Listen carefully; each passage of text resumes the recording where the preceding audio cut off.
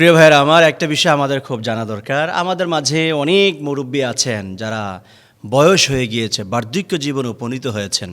শরীরের চামড়া নরম হয়ে গিয়েছে, খেতে পারে না, শরীরে তার শক্তি সামর্থ্য নাই, হৃষ্টপুষ্ট নন, অথবা এমন অসুস্থ, এমন রোগী ডক্টর বলেছে আপনি আর সুস্থ হওয়ার তেমন কোনো সম্ভাবনা নেই। এই দুই শ্রেণীর মানুষ যদি মাহে রমাদান পায়, তাহলে তাদের জন্য রমজানে ফিদিয়া দিয়ে দেওয়াটা, এটা শরীয়ত তাকে অপশন দিয়েছেন, সুযোগ দিয়েছেন। তার মানে হলো, কোনো ব্যক্তি যদি রোজা রাখতে না চায় আর তার ভিতরে যদি এই দুইটা কারণ থাকে, একটা হলো বয়স্ক হওয়া, এমন বয়স হওয়া যে তিনি আর তেমন শরীরের শক্তি সামর্থ্য তার নেই, তাকে একটু পরে পরে খেতে হয়, না খেলে তিনি হয়তো সেন্সলেস হয়ে যাবেন, বেঁচে থাকা তার কঠিন হয়ে যাবে, এরকম যে বয়স যদি হয়, অথবা এমন অসুস্থ যিনি আর সুস্থতার কোনো সম্ভাবনা নাই, এমন অবস্থায় তাকে রোজার ফিদিয়া দেওয়ার অপশন রয়েছে। আল্লাহ তাআলা নিজে তাকে অপশন দিয়েছেন। আল্লাহ বলেছেন, ওয়ালাল্লাযীনা ইউতীকুনাহু ফিদিয়াতুন তুআমু মিসকিন।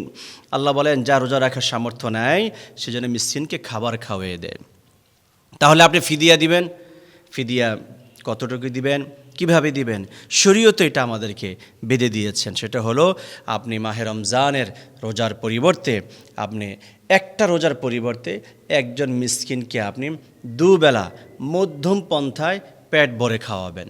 যদি খাওয়ানো আপনার জন্য কষ্ট হয়ে থাকে, তাহলে দুই বেলা পেট ভরে মধ্যম পন্থায় খাওয়াতে যে খরচটা লাগে, এটা আপনি একজনকে দিয়ে দিবেন। অথবা 1.25 কেজি গম বা আটা, তার সমমূল্য যদি কোনো ব্যক্তিকে দিয়ে দেন, তাহলে আপনার রোজার ফিদিয়া আদায় হয়ে যাবে। এবার এই ফিদিয়ার টাকা বা এই ফিদিয়া অথবা রোজা রাখানো অথবা খাবার খাওয়ানো কাকে করবেন? অর্থাৎ কাকে আপনি এই ফিদিয়ার টাকা বা রোজা রাখার জন্য আপনি তাকে খাবার দিবেন, কাকে দিবেন? শরীয়তে সেটা বলে দিয়েছেন, যাকাত যারা যারা পাবে, যারা যাকাত পাওয়ার যোগ্যতা রাখে, তাদেরকে আপনি এই ফিদিয়ার টাকা বন্টন করে দিবেন। অথবা আপনি এই যে ফিদিয়ার যে অংশটুকু, এটা আপনি যদি আপনার আত্মীয় স্বজন কেউ এমন থাকেন যে গরিব অসহায়, তাকেও আপনি দিয়ে এটা রাখাতে পারবেন। এবার হলো, টাকাটা আপনি কখন দিবেন? রোজা রাখার জন্য তাকে যাকে দিবেন, তাকে কখন আপনি অর্থ দিবেন অথবা খাবার দিবেন? উত্তম হলো মাহে রমজানের আগে একজন লোক ঠিক করে নেওয়া, যিনি আপনার পরিবর্তে, আপনার বাবার পরিবর্তে, আপনার মুমূর্ষ রোগীর পরিবর্তে রোজাটা রাখবেন।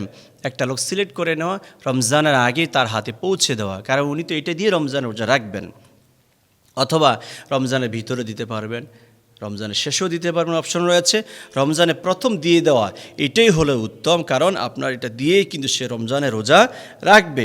এজন্য যাদের এই সমস্যা রয়েছে, একদম খুব অসুস্থ, সুস্থ হওয়ার সম্ভাবনা নাই, এমন বয়স্ক, আর তিনি রোজা রাখতে সামর্থ্য রাখেন না, তাহলে এই দুই শ্রেণীর ভাই বোন যারা থাকবেন, তারা মাহে রমজানের আগে প্রস্তুতি নেন, ফিদিয়া পরিশোধ করে নেন, একজন লোক সিলেক্ট করে ফেলেন, যাতে করে আপনার রোজাটা তিনি সুন্দরভাবে রাখতে পারেন।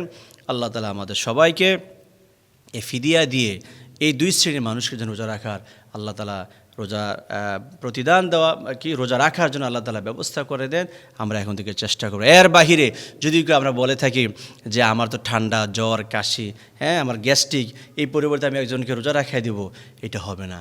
এই দুই শ্রেণী ছাড়া কারো রোজা রাখা বা ফিদিয়া দেওয়ার কোনো অপশন নেই। আল্লাহু আ'লামু বিস-সাওয়াব।